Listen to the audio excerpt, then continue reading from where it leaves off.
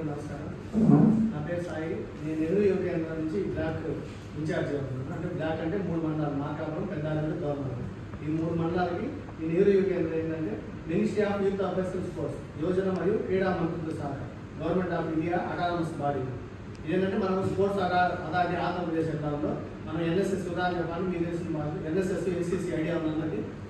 NSS, NCC ఎట్లనో వాటన్నిటికీ కూడా మినిస్ట్రీ తరఫున, ఒక సెంట్రల్ గవర్నమెంట్ మినిస్ట్రీ తరఫున ఒక అటానమస్ బాడీ. ఈ ఎన్ఎస్ఎస్, ఎన్సీసీ వీటన్నిటిని కూడా కోఆర్డినేషన్ చేస్తాం. వీళ్ళు ఎట్లా క్యాంపులు, ఎన్ఎస్ఎస్ వాళ్ళు ఎట్లా క్యాంపులు బయట నిర్వహిస్తూ ఉంటారో, ఎన్వైకేఎస్ వాళ్ళు కూడా యూత్ బేస్డ్ ప్రోగ్రామ్స్ చేస్తాం. ఎన్వైకేఎస్ పనిచేసినా, ఎన్ఎస్ఎస్ పనిచేసినా, ఎన్సీసీ పనిచేసినా, లేదంటే స్పోర్ట్స్ వాళ్ళు ఎవరు పనిచేసినా కూడా వీళ్ళంతా కూడా మెయిన్ యూత్ బేస్డ్ ప్రోగ్రామ్స్ కిందనే పనిచేస్తుంటారు. ఐడియా ఉందా? ఎన్ఎస్ఎస్ ఎవరు ఉన్నారు ఎక్కడ? తెలుసా ఎన్ఎస్ఎస్ ఎవరైనా? తెలీదా? మీకు తెలియకుండా ప్రోగ్రామ్ లో పాల్గొంటున్నారు. అవన్నీ కూడా community based programmes, awareness programmes. ఇప్పుడు మీరు వెళ్తున్నారు అనుకోండి, ఇక్కడ ఉన్నారనుకోండి, ఇదంతా బాగాలేదు, మీరు చీపుతో చిమ్మి స్వచ్ఛ కార్యక్రమం చేసినా కూడా అది ఒక కార్యక్రమం. సమాజానికి ఉపయోగపడే ఏ మంచి చిన్న కార్యక్రమం చేసినా కూడా అది అవేర్నెస్. ఎవరికైనా అంటే మనం చేసే పని 10 మందికి కాకపోయినా కనీసం మన పక్కన వాళ్ళకు ఒకరికైనా సరే అది ఉపయోగపడి వాళ్ళ మార్పు తెచ్చామంటే అది కమ్యూనిటీ బేస్డ్ ప్రోగ్రామ్. అయితే ఇట్లాంటి ప్రోగ్రామ్స్ స్వచ్ఛ భారత్ కానీ, లేదంటే ఓటర్ అవేర్నెస్ ప్రోగ్రామ్స్ కానీ, స్పోర్ట్స్ మీట్ కానీ, ఇట్లాంటి ప్రోగ్రామ్స్ అన్ని కూడా నిర్వహిస్తాము. ఈరోజు ఈ ప్రోగ్రామ్ ఎందుకు పెట్టుకోవాలంటే రేపు తొందరలోనే ఎలక్షన్స్ వస్తున్నాయి. తెలుసా అందరికీ? తెలుసా? ఓటర్కి ఎంతమంది ఉంది ఇక్కడ ఉన్న వాళ్ళకి? స్టూడెంట్స్ ఇంకా అందరికి ఉందా?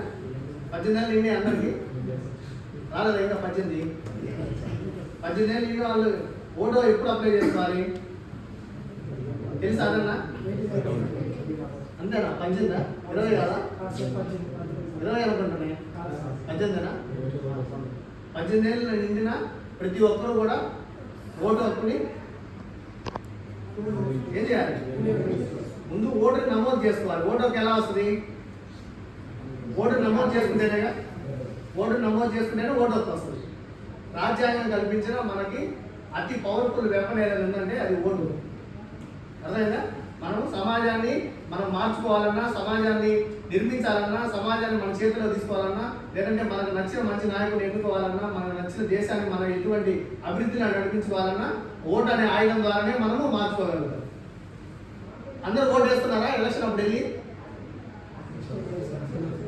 సరే, నెక్స్ట్ వేయాలనే ఆలోచనలు ఉన్నారా?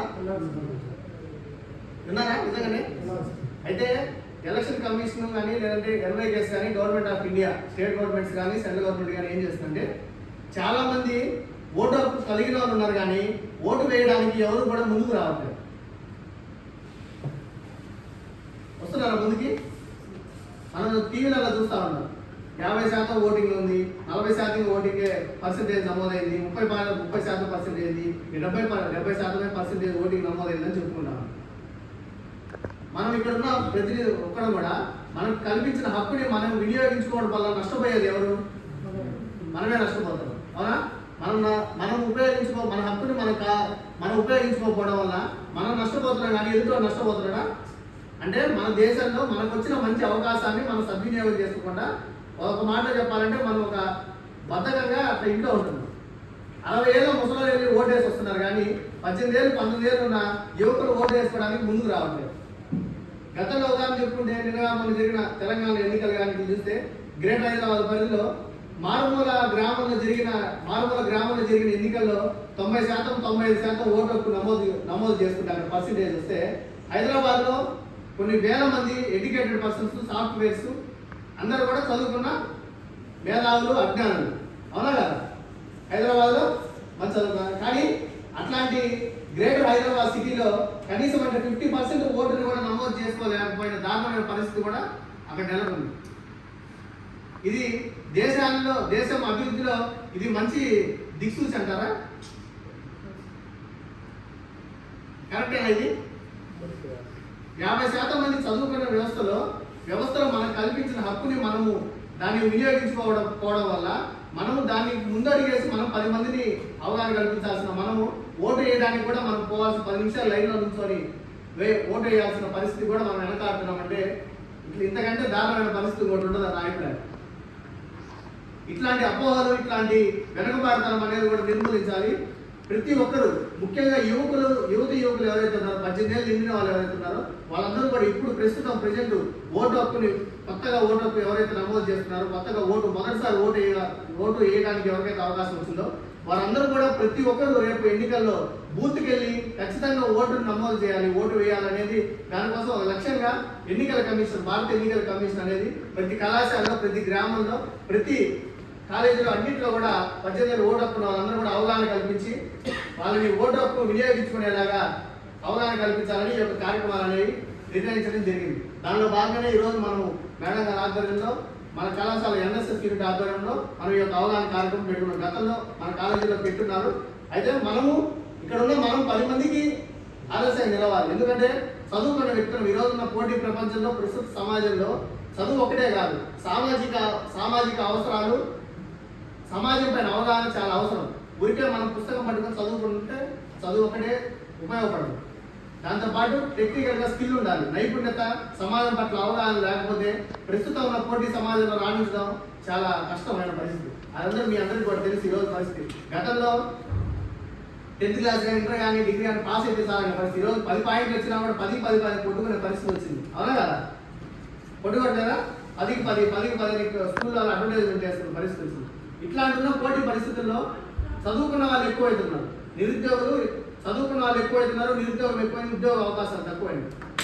కానీ వీటన్నిటి పట్ల ఎవరు ఎందుకు ఆసక్తిగా లేరు, ఎందుకు వెనకబడతారని కోల్పోతున్నారంటే సరైన అవగాహన లేకపోవడం వల్ల. యువతి యువకులు ఎవరి పట్ల కూడా ముందుకు రారు. దేశం కోసం ఎవరు పనిచేయాలి? దేశం కోసం ఎవరు పనిచేయాలి? మనం పనిచేయాలి.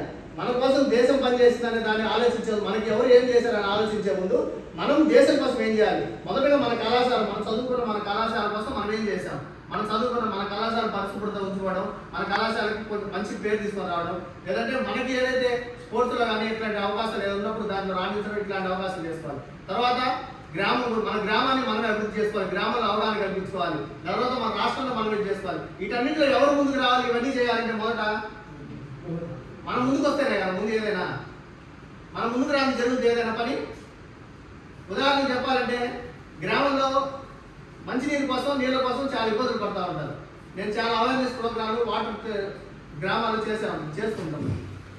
ఇబ్బంది పడుతూ ఉంటాం నీటి కోసం. మన ప్రాంతంలో ముఖ్యంగా చాలా ఇబ్బంది పడతాం. అయితే నీళ్ళ కోసం కొట్టుకుంటుంటారు, ట్యాంకర్ కోసం చేసుకుంటారు. నీటి పరిస్థితి అంత దారుణమైన పరిస్థితి మనం అనుభవిస్తూ ఉంటాం.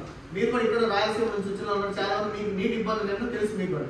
అయితే ఊర్లో ఒక వాటర్ ట్యాంకర్ ఉంటుంది. ఆ వాటర్ ట్యాంకర్లో నీళ్ళ కోసం మనం కొట్టుకుంటూ ఉంటాం. ఆ ట్యాంకులో నీళ్లు పోతూనే ఉంటాయి. ఎవరో ట్యాప్ ఆన్ చేసి నీళ్లు పట్టుకొని పోతా ఉంటారు, ట్యాప్ పోతా ఉంటాయి. 10 మంది అటు తిరుగుతూనే ఉంటాం. కానీ ఆ ట్యాప్ ఆపే ప్రయత్నం ఎవరు చేయం. మనం చేస్తాం ఎవరన్నా? ఎవరూ చేయం. ఎందుకంటే వాడు ఎవరు ఆన్ చేసి వెళ్ళే మనం ఎందుకు ఆపే మనకు అవసరం. కానీ అదే నీరు వృధాగా పోతున్నప్పుడు, అదే నీరు, ఆ చుక్క నీరు లేనప్పుడు మనం ఎంత ఇబ్బంది పడుతున్నాం మనకు తెలీదా? అవునా కదా? కాబట్టి ఇట్లాంటి సామాజిక కొంచెం బాధ్యతగా, సమాజం పట్ల బాధ్యతగా మనం వ్యవహరించాలి. అదేమి తప్పు పని కాదు మనం చేసేది, నలుగురు ఉపయోగపడే పని. మనం దాని గురించి అవగాహన కల్పించాలి. ట్యాప్ ఆఫ్ చేస్తుంటే 5 నిమిషాలు ట్యాప్ ఆఫ్ చేస్తుంటే ఆ కింద పోయే నీళ్ళని ఒక కుటుంబం పట్టుకునేరుగా. అట్లనే ఈ మార్పులన్నీ దేనితో సాధ్యమో, ఈ అవసరాలు, ఈ పనులన్నీ కూడా ఈ జనాల కష్టాలను తీరాలంటే దేనితో మనం సాధించుకోగలుగుతాం? ఒక మంచి నాయకుడిని ఎన్నుకున్నప్పుడే మన కష్టాలన్నీ, మన సమస్యలన్నీ తీరుతాయి. మంచి నాయకుడు రావాలంటే ఏం చేయాలి? ఏ పార్టీ అయినా కానివ్వండి, పార్టీల సంగతి అది వ్యక్తిగతమైన విషయం. పార్టీల గురించి ఇంకోటి వ్యక్తిగతమైన విషయం, ఎవరైనా కావచ్చు. ఒక నాయకుడు మంచి నాయకుడు మన సమస్యలు తీర్చాలంటే, ఒక నాయకుడు ఎన్నుకోవాలంటే మొట్టమొదటి మన వైపు నుంచి మనం ఏం చేయాలి? మంచి నాయకుడు ఎన్నుకోవాలంటే ఏం చేయాలి? ఓటు వేయాలి. కానీ ఓటు వేస్తున్నారు అందరూ? ఓటు వేయట్లా. ఇక్కడున్న కొంతమంది కాదు, మీరు కూడా 10 మందికి మీ గ్రామంలో కూడా మీ ఫ్రెండ్స్ ఉన్నారు ఎవరైనా, ప్రతి ఒక్కరు కూడా 10 నిమిషాలు టైం. మనం పొద్దున్న చేస్తే కొత్తగా రిలీజ్ అయితే సినిమా కోసం గంటల క్యూలో కూర్చుంటాం, లేదంటే బయట ఏదైనా షో సర్కస్ జరిగితే గంటలు ఇచ్చేస్తాం. అనవసరమైన వాటికి చాలా టైం మనం వెచ్చించింది. కానీ మన దేశ వ్యవస్థలో అతి ముఖ్యమైన రాజ్యాంగం కల్పించిన మనకి ఓటు అనే ఆయుధాన్ని వినియోగించుకోవడానికి మాత్రం ఎవరు ముందుకు రావాలి. కాబట్టి ప్రతి ఒక్కరు కూడా మెయిన్ ఇది ఓటర్ అవేర్నెస్ ప్రోగ్రామ్. ప్రస్తుతానికి అందరూ రిజిస్ట్రేషన్ చేసుకున్నారని అనుకుంటున్నాను నేను. కొత్తగా ఎవరైనా చేసుకోలేని వాళ్ళు ఉంటే తొందరగా మీ దగ్గర సచివాలయం లేదంటే ఆన్లైన్లో మనమే ప్రతి ఒక్కరి దగ్గర మొబైల్ ఉన్నాయి, సెల్లో మొబైల్ గూగుల్లోకి వెళ్ళి ఓటర్ సైట్లో మీరే డైరెక్ట్ మీ డీటెయిల్స్ నమోదు చేసుకొని ఓటర్ హక్కు నమోదు చేసుకోవచ్చు. చివరిగా మీ అందరూ చెప్పేది ఏంటంటే ఇక్కడ ఉన్నదే కాదు, పెద్దవాళ్ళు ఉన్నారు, చిన్నవాళ్ళు ఉన్నారు, బయట 10 మందికి మొట్టమొదటిగా ప్రతి ఒక్కరు కూడా కొత్తగా నమోదు చేసుకుని ఎవరైతే ఉన్నారో వాళ్ళందరూ కూడా ఓటు హక్కుని నమోదు చేసుకొని వాళ్ళు రేపు జరిగే ఎన్నికల్లో ఓటుని వేసే విధంగా మనందరూ కూడా అవగాహన కల్పించాలని పూర్తి ఉద్దేశం ఈ యొక్క కార్యక్రమం. కాబట్టి మీ యొక్క అందరూ కూడా ఈ యొక్క ఏదైతే ఆలోచనని మన దేశం కోసం రాజ్యాంగం కల్పించిన మన హక్కుని 10 మందికి తెలియజేసి ఆ యొక్క ఏదైతే మన ఇచ్చిన లక్ష్యాన్ని మనం గమ్యాన్ని చేరుకునే విధంగా ప్రతి ఒక్కరు సాధిస్తాను కోరుకుంటే అవకాశం ఇచ్చిన అందరూ కూడా ధన్యవాదాలు తెలియజేస్తున్నాను. మేడం గారు ఒక 2 నిమిషాలు మాట్లాడారు. నేను యువ కేంద్ర ప్రకాశం డిస్ట్రిక్ట్. సో మీరు వచ్చి మా స్టూడెంట్స్కి voting importance first of all ఎందుకు ఓటు వేయాలి అంటే దీనివల్ల ఎవరికి ఉపయోగం అనేది బాగా క్లియర్గా చెప్పారు. That's very nice activity today. And ఈ రిలేటెడ్గా చాలా మీరు మా కాలేజ్కి వచ్చి మా స్టూడెంట్స్కి ప్రోగ్రామ్స్ కండక్ట్ చేయాలా, వీళ్ళని కూడా తీసుకెళ్ళి బయట పబ్లిక్ పీపుల్ దగ్గర ఎన్ఎస్ఎస్ యాక్టివిటీస్ చాలా చేయాలని we wish actually. So students కూడా చాలా ఇంట్రెస్ట్గా వస్తారు. ఒక ర్యాలీ ప్లాన్ చేస్తున్నాం కదా, సో అందరూ స్టూడెంట్స్ వచ్చిన తర్వాత we will have a rally with our students in the nearby villages or in Markapur. Will you all cooperate? Every one of you? Thank you so much. Madam గారు ఏంటంటే మన college తరఫున ఒక గ్రామంలో కానీ లేదంటే టౌన్లో కానీ అందరినీ కూడా కొత్త ఓటు హక్కు గురించి ఒక అవగాహన ర్యాలీ అనేది ఒకటి మంచి మన కళాశాల నుంచి ప్లాన్ చేద్దాం ఉన్నారు. అందరూ పిల్లలు రాలేదు కాబట్టి వాళ్ళందరూ వచ్చిన తర్వాత మీరు కూడా అంటే దీంట్లో పాల్గొనడం ద్వారా మీకు లాభాలే తప్ప ఇలాంటి కార్యక్రమాల్లో మీరు ఇన్వాల్వ్ అవ్వడం ద్వారా భవిష్యత్తులో మీకు ఇన్వాల్వ్ అవ్వడం ద్వారా మీకు ఉపయోగమే తప్ప దానివల్ల నష్టం అయితే ఏముండదు. ఇప్పుడు మన దాంట్లో స్పోర్ట్స్ పెట్టాము, ఉదాహరణకి మన కాలేజీలోనే వాళ్ళకి గవర్నమెంట్ ఆఫ్ దాని మినిస్ట్రీ నుంచి సర్టిఫికేట్ వచ్చాయి. మనకి అది మీకు భవిష్యత్తులో రేపు ఉద్యోగరీత్యా కానీ లేదంటే ఇంకేదైనా మీ స్పోర్ట్స్ కోటాలు ఏదైనా జాబ్ కోటాలన్నా లేదంటే స్పోర్ట్స్ కోటాలు మీరు ఏదైనా ఆడాలన్నా కూడా అంతకుముందు గతంలో ఏదైనా ఆడుతున్నారా లేదంటే రికగ్నైజేషన్ ఆర్గనైజేషన్ నుంచి మీకు ఏదైనా సర్టిఫికేట్ ఏదైనా పొందుతున్నారంటే మీకు చూపించుకోవడానికి కూడా ఒక అవకాశం ఉంది. మీకు ఎన్ఎస్ఎస్ ఎన్సీసీ అనేది చాలా కీలకమైనది. దీని ద్వారా జాతీయ స్థాయిలో కూడా మనము ఉద్యోగం ఒక్కటే మార్గం కాదు, జాతీయ స్థాయిలో కూడా మీరు వ్యక్తిగతంగా కూడా పైకి అవకాశం ఎదగడానికి చాలా అవకాశం ఉంటుంది. కాబట్టి మీరు సోషల్ అవేర్నెస్ కాలేజ్ తరఫున కానీ లేదంటే గ్రామంలో మీరు వ్యక్తిగతంగా ఏదైనా ఆలోచన వచ్చినా మీరు 10 మంది ఫ్రెండ్స్ ఉంటారు, వాళ్ళతోటి దాన్ని ఇంప్లిమెంటేషన్ చేసేదానికి అవగాహన కల్పించుకోండి. మీరు ముందుకెళ్తే కనుక భవిష్యత్తులో మీకు మంచి భవిష్యత్తు మంచి దాని ద్వారా ప్రభుత్వం కూడా మంచి అవకాశాలు. ఎందుకంటే మనం ఇంట్లో కూర్చుంటే మనకి లీడర్షిప్ రాదు. మన ఇంట్లో కూర్చుంటే లీడర్షిప్ వస్తా లీడర్షిప్ క్వాలిటీ అనేది ఎట్లా వస్తుంది అంటే మెయిన్ యూత్లో లీడర్షిప్ క్వాలిటీస్ పెంపొందించాలనేది ఈ యూత్ బేస్డ్ ప్రోగ్రామ్ ముఖ్య ఉద్దేశం. నేను మొదట్లో మాట్లాడాలంటే చాలా భయపడాలి, మనం ఏం మాట్లాడదు. కానీ మనం మాట్లాడే కొద్దీ ఒక అంశం పైన ఏదైనా ఒక అవగాహన పైన వ్యక్తిగతంగా మనం దాని గురించి తెలుసుకొని 10 మందికి మనం తెలియజేయడం ద్వారా 10 మందికి మన ద్వారా లాభపడితే వాళ్ళలో మళ్ళీ మీరే వచ్చి రేపు ఇక్కడ వచ్చి మాట్లాడే అవకాశం ఉంటుంది. మీరు ఇక్కడ ఎదురు కూర్చున్నారు, రేపు మీరు వచ్చి ఇటు కూర్చుంటారు. నేను అడుగుతున్నాను, నేను కూడా ఈరోజు ఇక్కడ వచ్చి చెప్పగలుగుతున్నాను.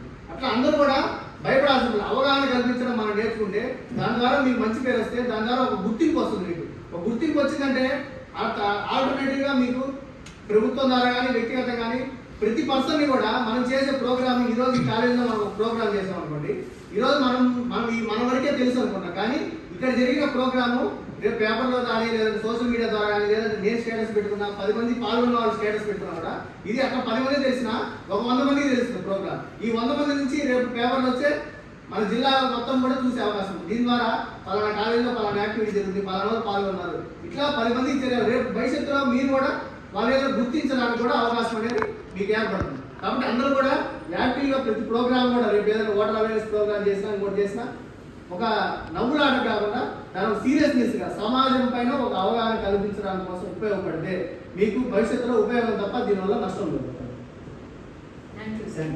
ఈ అవకాశం ఇచ్చిన అందరూ కూడా